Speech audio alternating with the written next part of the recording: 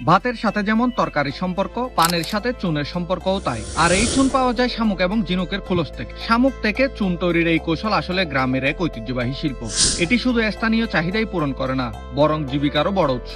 আজকে আমরা দেখার চেষ্টা করব কিভাবে পুকুরের তলদেশ ও নদী নালা থেকে প্রাপ্ত শামুক দিয়ে তৈরি করা হয় সাদা চুন। প্রথমে প্রাপ্ত শামুকগুলোকে ভালো মতো পরিষ্কার করে নিতে হয়। যেহেতু শামুক পানিতে আর মাটিতে থাকে, তাই ময়লা থাকার সম্ভাবনা বেশি। সাধারণত পানি দিয়েই ধৌত করা হয় এই শামুক। বড় ঝুড়ি করে ভালো মতো ঝাঁকে পরিষ্কার করা হয় ময়লা। পরিষ্কার করা শামুককে রাখা হয় আলাদা জায়গায়, যাতে শামুকের গায়ে লেগে থাকা পানি ঝরে যায়। পরিষ্কার করা শামুককে পোড়ানোর জন্য থাকে বিশাল বিশাল সাইজের চুলা। চুলার মধ্যে কাঠ এবং শামুকের লেয়ার করা হয় বেশ কয়েকটা। অতঃপর কাঠের সাহায্যে 10 থেকে 12 ঘন্টা পোড়ানো হয় এই শামুক। কাঠ পুড়ে ছাই হয় আর শামুকগুলো ভেঙে গিয়ে থেকে যায় সাদা অংশ।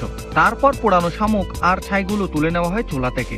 অতঃপর কর্মচারীরা যতটুকু পারেন ছাই থেকে ভাঙা সাদা শামুকগুলো আলাদা করেন। যাচাইকৃত শামুকগুলোতে এবার মেশানো হয় হালকা করে পানি, যেটাকে স্থানীয় ভাষায় বলা হয় ফুটানো। এবার এই শামুকগুলোকে দিয়ে দেওয়া হয় চুন তৈরির আসল মেশিনে। এই মেশিনের সাহায্যে শামুকগুলোকে ব্লেন্ড করে একদম ময়দার মতো করে নেওয়া হয়। অতঃপর একই মেশিনে পরপর করে মেশানো হয় পানি। এই তো প্রায় হয়ে গেল চুন। চুনে যাতে ময়লা থেকে না যায়, তাই শেষবারের মতো আবারও ছেঁকে নেওয়া হয় ভালো মতো। এখন প্রস্তুত পান খাওয়ার মতো চুন, যেগুলোকে পরবর্তীতে বস্তায় করে ছাপলাই দেওয়া হয় দেশের বিভিন্ন জায়গায়।